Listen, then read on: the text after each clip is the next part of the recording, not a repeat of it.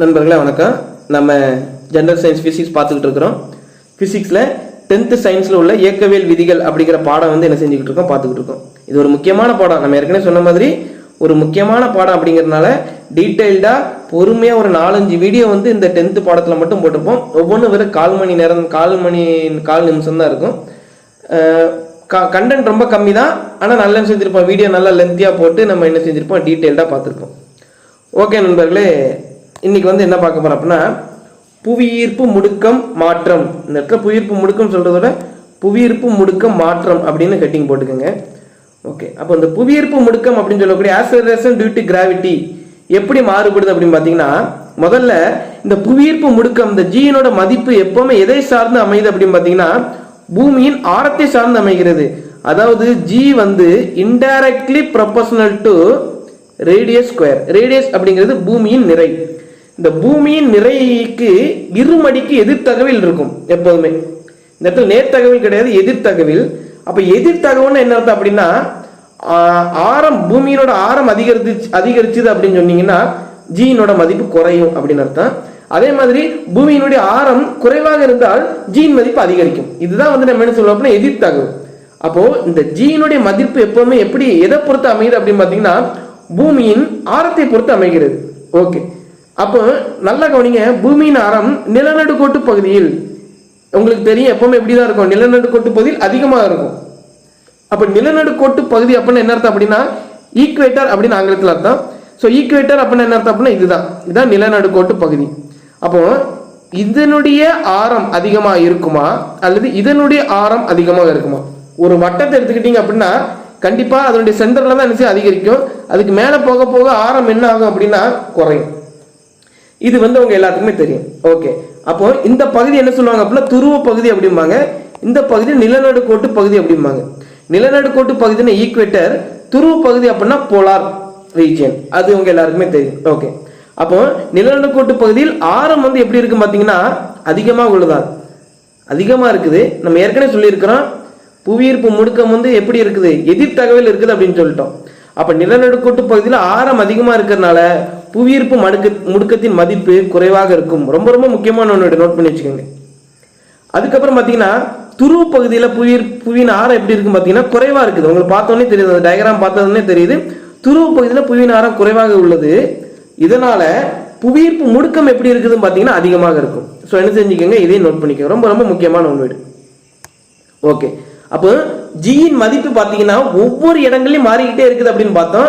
இப்ப நிலநடுக்கோட்டு பகுதியில ஒரு மாதிரி இருக்குது, துருவ பகுதியில ஒரு மாதிரி இருக்குது. ஓகேவா, ரைட். இப்ப அடுத்து பாருங்க, பூமியில இருந்து உயர செல்ல இதுதான் பூமி அப்படின்னா இந்த பூமியில இருந்து நம்ம என்ன செய்யறோம், உயர செல்ல அதனுடைய மதிப்பு எப்படி இருக்குது அப்படின்னா புவியீர்ப்பு முடுக்கம் குறையுது அப்படின்றாங்க. ஸோ இதையும் என்ன செஞ்சுக்கோங்க, நோட் பண்ணி வச்சுக்கோங்க. அதே மாதிரி அழுத்தம், இதுக்கு முன்னாடி நம்ம என்ன பார்த்திருக்கோம் அப்படின்னா அழுத்தம்னு ஒன்று பார்த்தோம், பிரஷர். இந்த பிரஷர் பூமியிலிருந்து மேலே போக போக என்ன ஆகும், குறையும். அதே மாதிரி தான் புவியீர்ப்பு முடுக்கமும் மேலே போக போக என்ன ஆகுது, குறையுது. அதே மாதிரி நம்ம புவியின் தரைப்பகுதியிலிருந்து உயர செல்ல புவியீர்ப்பு முடுக்கம் படிப்படியாக குறையும். அதே மாதிரி புவியின் தரைப்பகுதியிலிருந்து பூமியின் அடியாளத்திற்கு செல்ல அடியாளம் அப்படின்னா இது பூமி அப்படின்னா பூமிக்குள்ள போறோம். பூமிக்குள்ள போனாலும் அதனுடைய மதிப்பு எப்படி இருக்குன்னு பாத்தீங்கன்னா அப்பவும் ஜியின் மதிப்பு குறையும். ஆனா அழுத்தம் என்ன ஆகுதுன்னு பாத்தீங்கன்னா அதிகரிச்சுது. இந்த ரெண்டுக்கு வித்தியாசம் இருக்கு. இது ரெண்டையும் கன்ஃபியூஸ் பண்ணிடுவோம், அடிக்கடி கன்ஃபியூஸ் பண்ணிடுவோம். அழுத்தம் பூமிக்கு மேல போக போக அதிகரிக்குது, அழுத்தம் பூமிக்கு மேல போக போக குறையுது, பூமிக்கு உள்ள போகும்போது அதிகரிக்குது. ஆனா ஜி அப்படி இல்லை, பூமிக்கு மேல போனாலும் குறையுது, பூமிக்கு கீழே போனாலும் குறையுது. ஓகேவா, ஸோ இதையும் என்ன செஞ்சுக்கோங்க, நோட் பண்ணி வச்சுக்கோங்க. அதுக்கப்புறம் ஒரு முக்கியமான ஒன்வேடு, ரொம்ப ரொம்ப முக்கியமான ஒன்வேடு. இந்த ஒன்வேடு பார்த்தீங்கன்னா எதுல கேட்குறாங்க அப்படின்னா இந்த எஸ்எஸ்சி ரயில்வே, இந்த ரெண்டுலேயும் இந்த ஒன்வேடு கேட்டுக்கிட்டே இருக்காங்க. அதாவது புவியின் மையம் அப்படின்னா என்ன அர்த்தம்னா பூமியினுடைய சென்டர். இது பூமி அப்படின்னா இந்த பூமிக்கு உள்ள நம்ம எப்படியே போறோம்.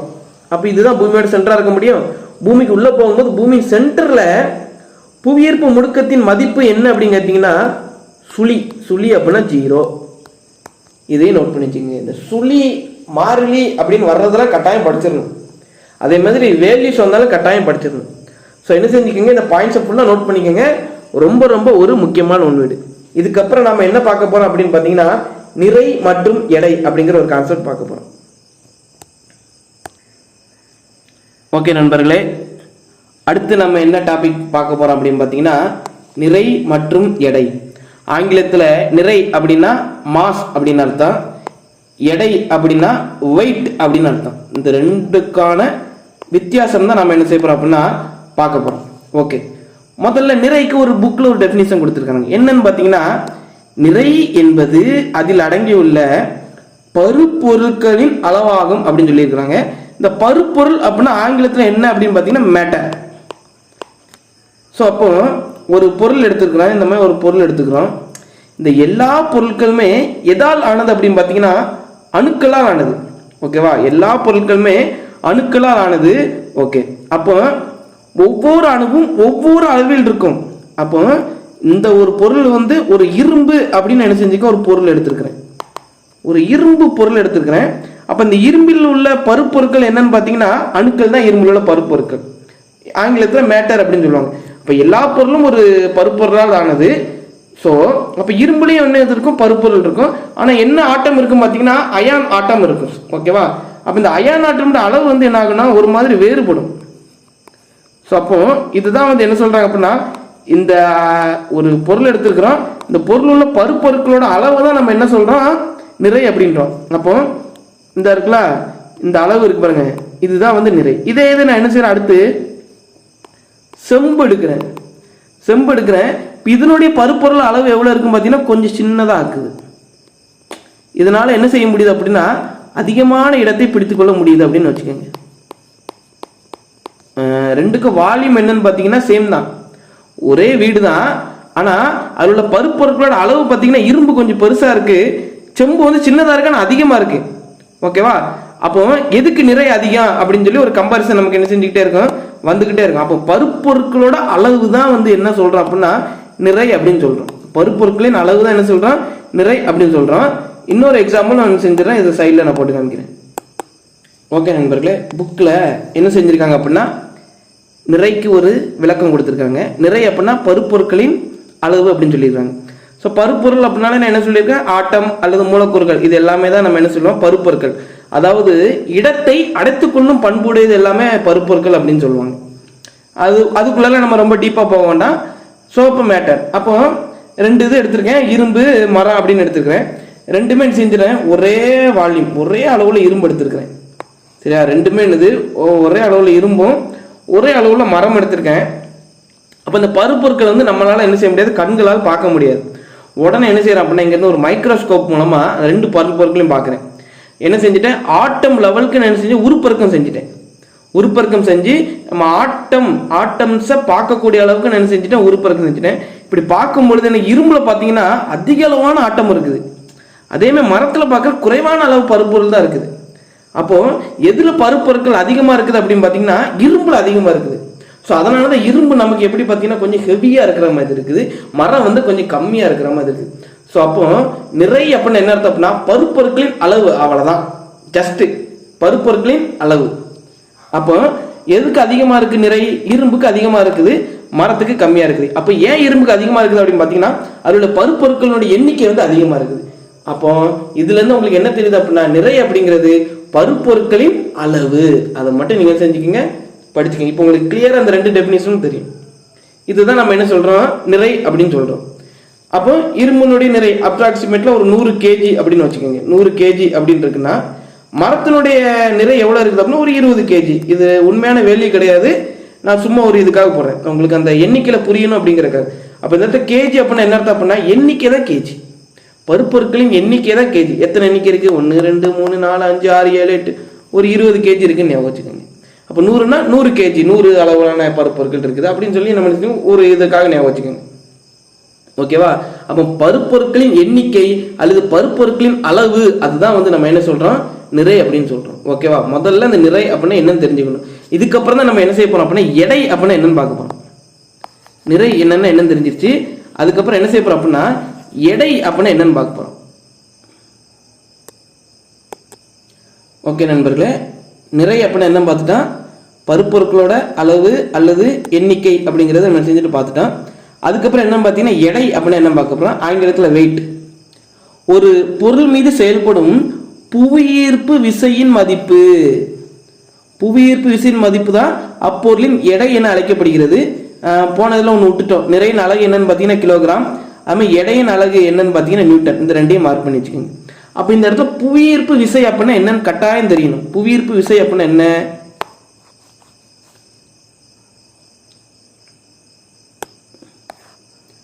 ஜஸ்ட் இந்த மாதிரி என்ன செஞ்சுக்கோங்க, ஒரு பூமியை கன்சிடர் பண்ணிக்கோங்க. பூமிக்கு மேலே ஒரு பொருள் இருக்குது. ஸோ முதல் பொருள் பார்த்தீங்கன்னா நிறைய பருப்பொருள் இருக்குது. முதல் பொருள் மீது என்னது நிறைய பருப்பொருள் இருக்குது. ரெண்டாவது இது பார்த்தீங்கன்னா பருப்பொருட்களே இல்லை. பருப்பொருட்கள் அப்படின்னா மேட்டர் அப்படின்னு ஆங்கிலத்தில் அர்த்தம். அப்போ இந்த பூமி வந்து என்ன செய்யுது அப்படின்னா பருப்பொருட்களை தன் மீது ஈர்க்கிறது. எந்தெந்த பருப்பொருட்கள் தான் இருக்குதோ அது தன் மீது என்ன செய்யுது, ஈர்க்குது. அதிகமான பருப்பொருள் இருந்துச்சுன்னா அதிக அளவில் இருக்குது.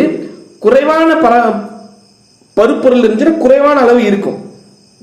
ஓகேவா? அப்போ இந்த முதல் பொருள்ல பார்த்தீங்கன்னா 4 பருப்பொருள் இருக்கு. கிட்டத்தட்ட 4 கேஜி. எவ்வளோ கேஜி? 4 கேஜி. 4 பருப்பொருள் இருக்கு, 4 கேஜி. ஆனால் ரெண்டாவது இதில் பார்த்தீங்கன்னா 0 கேஜி. கிட்டத்தட்ட இதில் பருப்பொருள் இல்லை. அப்போ அதுக்கு நிறைய இல்லை.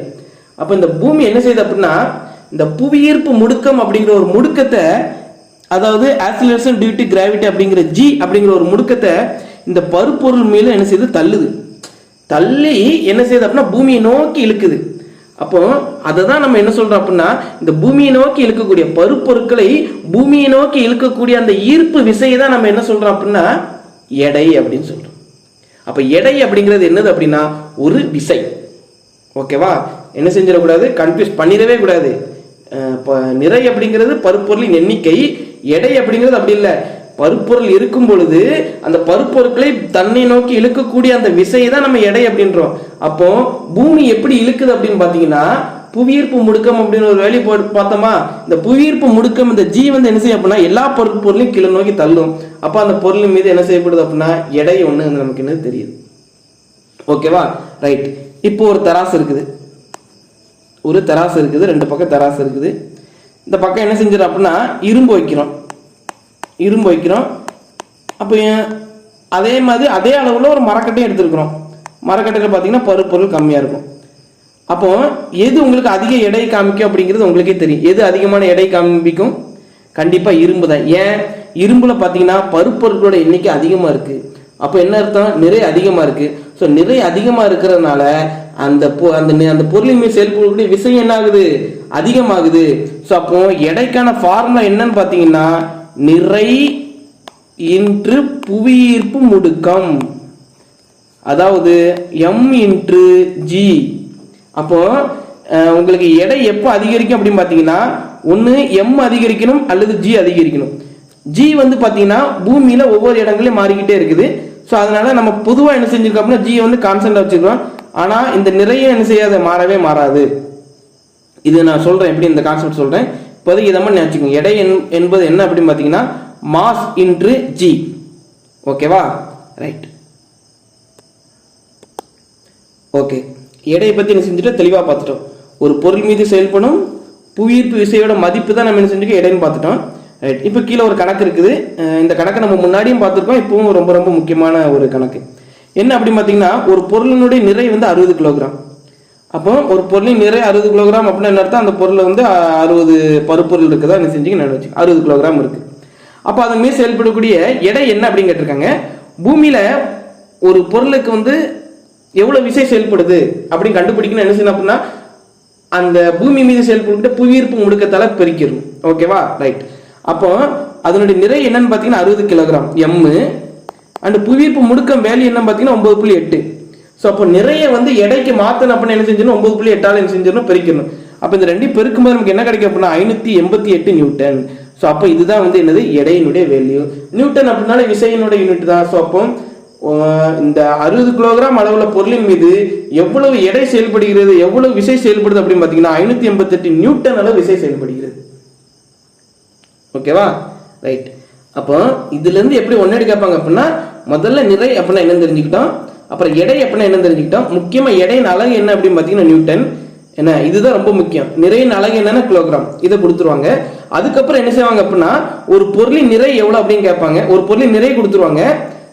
நிறை கொடுத்துட்டு அதை நியூட்டனுக்கு மாத்துங்க அப்படின்னு சொல்லலாம். நியூட்டனுக்கு மாத்தணும்னா என்ன செய்யணும் அப்படின்னு கேட்கலாம். அப்போ இப்போ நியூட்டனுக்கு மாத்தணும் என்ன செய்யணும், 9.8ஆல பெருக்கி விட்டுணும். இதுவும் கரெக்ட் தான். அல்லது என்ன செய்வாங்க அப்படின்னா அதன் எடை என்ன அப்படின்னு கேட்பாங்க. இப்போ எடை கேட்டாலும் என்ன செய்யணும்னா 60 × 9.8ஆல பெருக்கி 588 நியூட்டன் அப்படின்னு சொல்லி என்ன செஞ்சா ஆன்சர் போட்டுருணும். ஓகேவா? இது வரைக்கும் உங்களுக்கு பிரச்சனை இருக்காது. இதுக்கப்புறம் ஒரு கான்செப்ட் இருக்குது, ரொம்ப ரொம்ப முக்கியமான கான்செப்ட். அது என்னன்னு சொல்றேன்.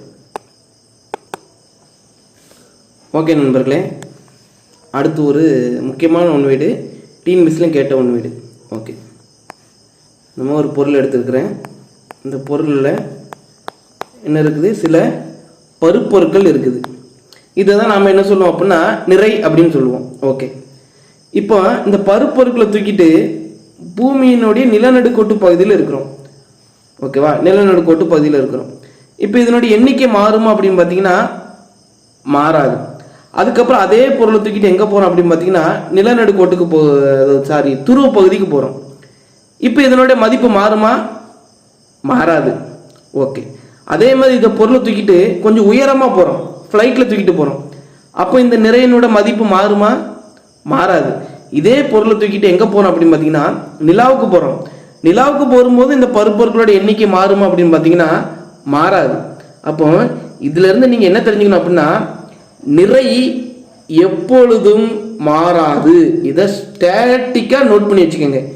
நிறை நிறை நிறை மாறாது, எடை மாறும். இதை நோட் பண்ணி வச்சுக்கோங்க. அப்ப எடை எப்படி மாறுது அப்படிங்கிறத நான் சொல்ல போறேன். அப்போ நிறை மாறாது, எடை மாறும். ஓகேவா? ரைட். டிஎன்பிஎஸ்சில கொஸ்டின் இதை வச்சு எப்படி கேட்டிருந்தாங்க அப்படின்னா ஒரு பொருளின் நிறை 60 கிலோகிராம். ஓகேவா? ஒரு பொருளின் நிறை 60 கிலோகிராம் பூமியில், அதாவது ஒரு பொருளின் நிறை பூமியில் 60 கிலோகிராம் என உள்ளது எனில் அப்பொருளின் நிறை நிலவில் எவ்வளவு இருக்கும் அப்படின்னு சொல்லி ஆப்ஷன். நிலவில் எவ்வளவு இருக்கும் அப்படின்னு போட்டுட்டு கீழே 4 ஆப்ஷன் கொடுத்துட்டாங்க. எல்லாருமே என்ன செஞ்சு வச்சுட்டாங்க அப்படின்னா 9.8ஆல பெருக்கி விட்டாங்க. 60 × 9.8 பெருக்கி போட்டுட்டு அதுதான் முதல் ஆப்ஷன் கொடுத்துருந்தா எல்லாரும் அதை போட்டாங்க. ஓகேவா? ஸோ நம்ம வீடியோ பார்த்தவங்க இனி அந்த தப்பை விடவே கூடாது. என்ன அப்படின்னா நிறையின் மதிப்பு எங்க போனாலும் சரி, பூமிக்கு போனாலும் சரி, பூமியிலேருந்து நிலநடுக்கோட்டுக்கு பகுதியிலேருந்து துருவத்துக்கு போனாலும் சரி, நிலாவுக்கே போனாலும் சரி, நிறையின் மதிப்பு எப்பொழுதும் மாறாது.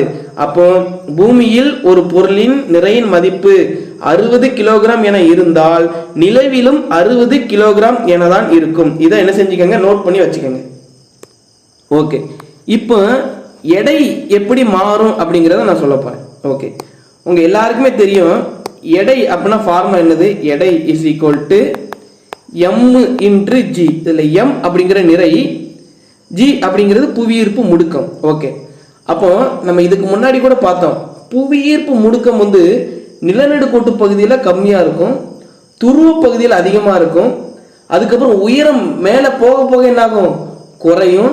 அதே மாதிரி பூமிக்கு அடியில போகும்போது என்ன ஆகும்? குறையும். அப்போ இந்த புவியீர்ப்பு முடுக்கம் என்ன ஆகிக்கிட்டே இருக்குது அப்படின்னு பார்த்தீங்கன்னா மாறிக்கிட்டே இருக்கிறதுனால நாம இந்த எடை அப்படிங்கிறது என்ன ஆகும் அப்படின்னா எல்லா இடத்துலையும் மாறும். ஸோ எடை அப்படிங்கிறது என்னது? மாறும். நிறை அப்படிங்கிறது மாறாது. ஓகேவா? அப்போ இப்போ ஒரு அப்ராக்சிமேட்டான ஒரு வேல்யூ வச்சுக்கிறேன். நிலநடுக்கோட்டு பகுதியில் ஜியினோட மதிப்பு 10 அப்படின்னு இருக்குது, துருவ பகுதியில் ஜியினோட மதிப்பு 15 அப்படின்னு இருக்குது. அப்போ இதே 60 கிலோகிராம் எடையுள்ள ஒரு பொருளை நிலநடுக்கோட்டு பகுதியில் எவ்வளோ வெயிட் இருக்கும் அப்படின்னு பார்த்தீங்கன்னா 600 நியூட்டன் அளவு வெயிட் இருக்கும். அதே துருவ பகுதியில் எவ்வளோ இருக்கும் பார்த்தீங்கன்னா 60 × 15 90 நியூட்டன் இருக்கும். அப்போ இதுல இருந்து என்ன தெரியுது அப்படின்னா ஒரு மனுஷன் இந்த வேல்யூ நான் அப்ராக்சிமேட்டா தாங்க எடுத்திருக்கிறேன், இதுதான் ஒரிஜினல் அப்படின்னு நினைச்சிடக்கூடாது.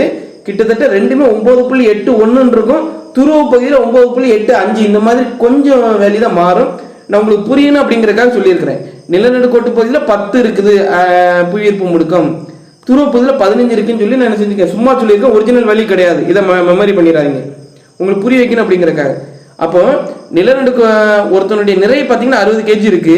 அவன் என்ன செய்யறான்? வெயிட் மிஷின்ல எடை போட்டு பார்க்கறான். எங்க? நிலநடுக்கோட்டு பகுதியில் போட்டு பார்க்கும்போது அவனுடைய எடை 600 நியூட்டன் அப்படின்னு வருது. அவனே போயிட்டு என்ன செய்யறான் அப்படின்னா துருவ பகுதியில் போட்டு பார்க்குற 900 நியூட்டன் வருது. ஆகா, நம்ம வெயிட் கூட்டிட்டோம் போலுக்கு அப்படின்னு என்ன செய்யறான்? அவன் கனெக்ட் பண்றான். ஓகே, அவனுக்கு என்ன செஞ்சிருது, மனசே கஷ்டமா போயிருது. அதுக்கப்புறம் நேராக ஃப்ளைட்ல இருந்து உயரமா போறான், மேலே பறக்கிறான். அப்போ மேலே பறக்க பறக்க புவியீர்ப்பு முடுக்கம் குறைஞ்சிரும் அப்படின்னு பார்த்தோமா. ஓகே, இப்போ வெயிட் போட்டு பார்க்குறான், என்ன ஆகுது, எடை என்ன ஆகுது, குறையுது.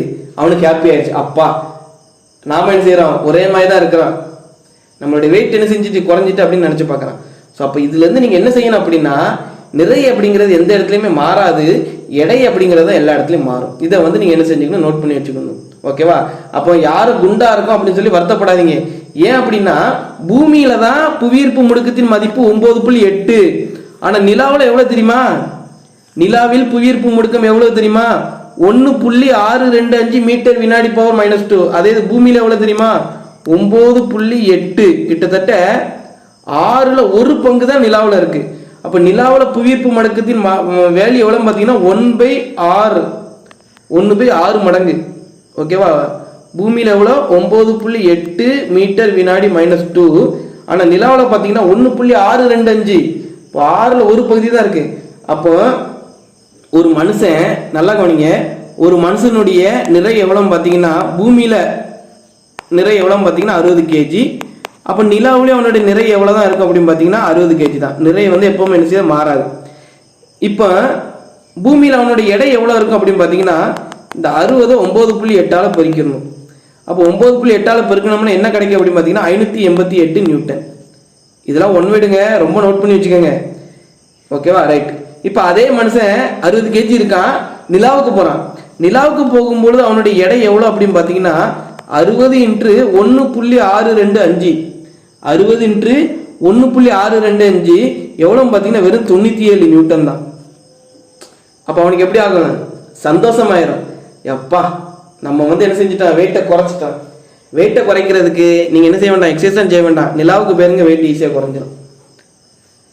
ஸோ இதுலேருந்து நீங்கள் என்ன தெரிஞ்சுக்கணும் அப்படின்னா, எடை மாறும், நிறை மாறாது. நோட் பண்ணி வச்சுக்கோங்க.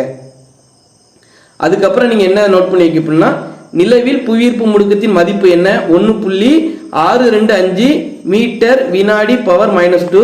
அதுக்கப்புறம் இதுக்கு முன்னாடி எழுந்த அந்த கணக்கு வேல்யூ 60 kg 9.8ஆல பெருக்கணும். அப்புறம் 60 kg 1.625ஆல பெருக்கணும். இதையும் என்ன செஞ்சுக்க, நோட் பண்ணி வச்சுக்கோங்க.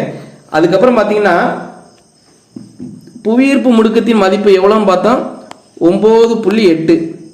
அப்போ நிலாவினுடைய மதிப்பு எவ்வளோன்னு பார்த்தோம் அப்படின்னா 1.625. அப்போ இதை வந்து 6ஆல வகுத்தின்னு வைங்களேன், பூமியினுடைய புவியீர்ப்பு முடுக்கத்தை 6ஆல வகுத்தீங்கன்னா உங்களுக்கு 1.625 அப்படின்னு ஒரு வேல்யூ கிடைக்கும். ஓகேவா? அப்போ இதுல இருந்து நம்ம என்ன தெரிஞ்சுக்கலாம் அப்படின்னா, நிலவின் புவியீர்ப்பு முடுக்கத்தின் மதிப்பு, புவியீர்ப்பு முடுக்கத்தின் மதிப்பு பூமியின் எழுதிக்கங்க. பூமியின் புவியீர்ப்பு முடுக்கத்தை விட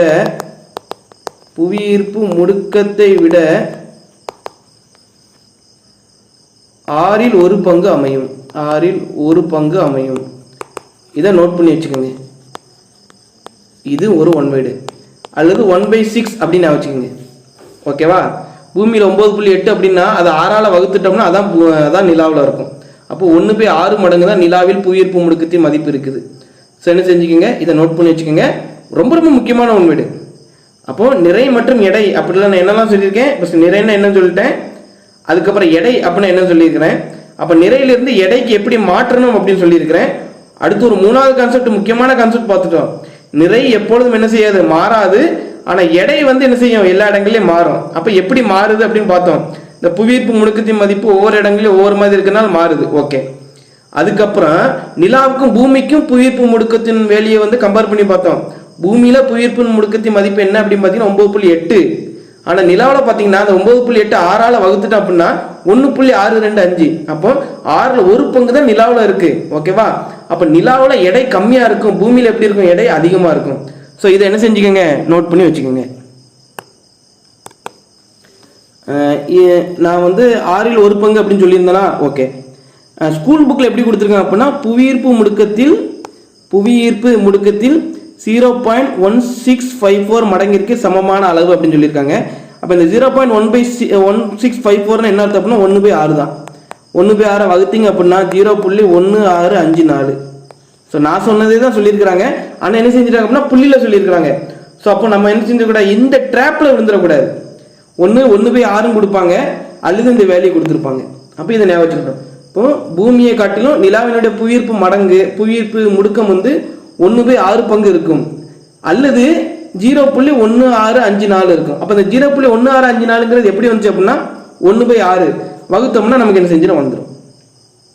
அதே மாதிரி பூமியில் புவியீர்ப்பு முடுக்கத்தின் மதிப்பு 9.8, நிலாவில் என்ன செய்யணும் 6ஆல வகுத்துட்டோம்னா 1.625. இதுதான் நிலாவில் இருக்கும்.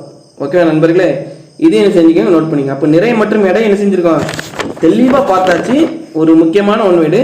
அதுக்கப்புறம் என்ன பார்க்க போறோம் அப்படின்னா தோற்ற எடை அப்படின்னு சொல்லக்கூடிய அப்பர் அண்ட் வெயிட். அதுவும் ரொம்ப முக்கியமான ஒன்வேடு. அதோட இந்த 10th இயக்கவியல்ங்கிற பாடம் முடிந்தது. ஸோ இதை என்ன செஞ்சுக்கோங்க, இவ்வளோ தூரம் நோட் பண்ணி வச்சுக்கோங்க.